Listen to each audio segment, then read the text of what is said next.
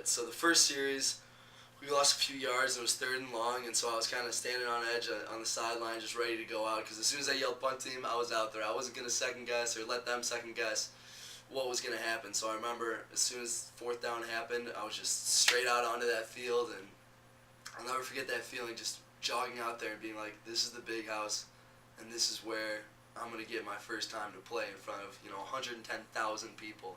I'll never forget lining up. There was a guy right in front of me, and then right from the sideline, about 5 seconds before the snap, a second guy comes running out to double team me. And I've been going against these double teams for a while now, so I felt pretty comfortable.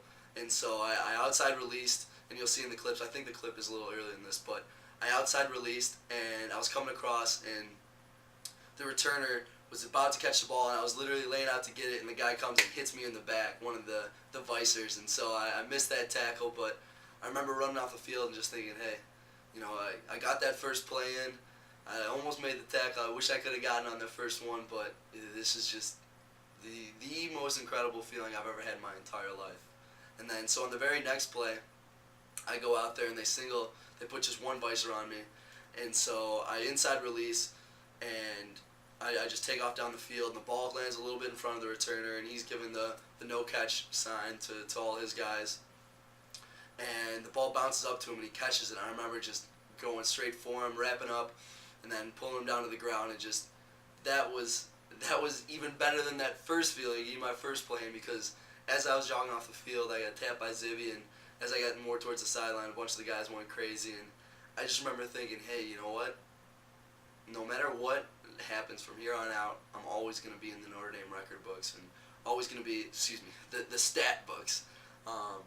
And I'm just, no one can ever take that away, and it was such an unbelievable feeling just knowing that, I finally got my opportunity to really contribute on Saturdays. And so, I mean, that still, again, gives me cold chills just thinking about. And so I left that, and then just had a whole bunch more plays, did pretty well the rest of the game.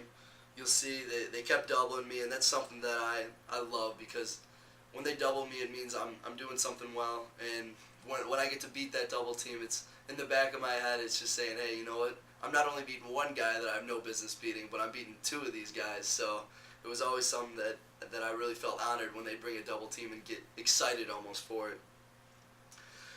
And you'll see on the 4th or 5th play, I'm always trying to cause turnovers. And one of the plays, I think it's the 4th or, like I said, the 5th, where the ball lands short, and I try bringing back one of the visors to hit the ball. And on the play, I think it's right after that, you'll see that Bruton has a tackle wrapped up, so I'm going straight for the ball. And I mean, little did I know that going for the ball all the time would actually be my downfall in the USC game my senior year, where I was ripping at the ball and ended up breaking my leg. But I'll tell you what, I'd do it all over again in a heartbeat, and just to cause that turnover, and the turnovers I was able to cause later on in my senior year were some of the things that I'll never forget. So it was worth every second I'd give my right leg all over again. But again, it was a real bittersweet moment, because we didn't play very well against Michigan, and ended up losing that game. And walking off that field was really tough, because we were 0-3 at that point. Everyone was just down.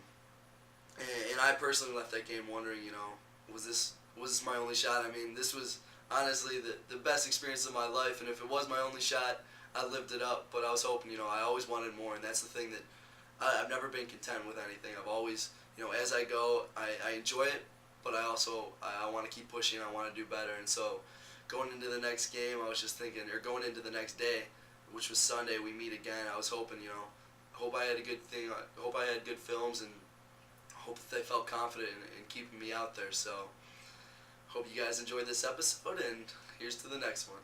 Take care.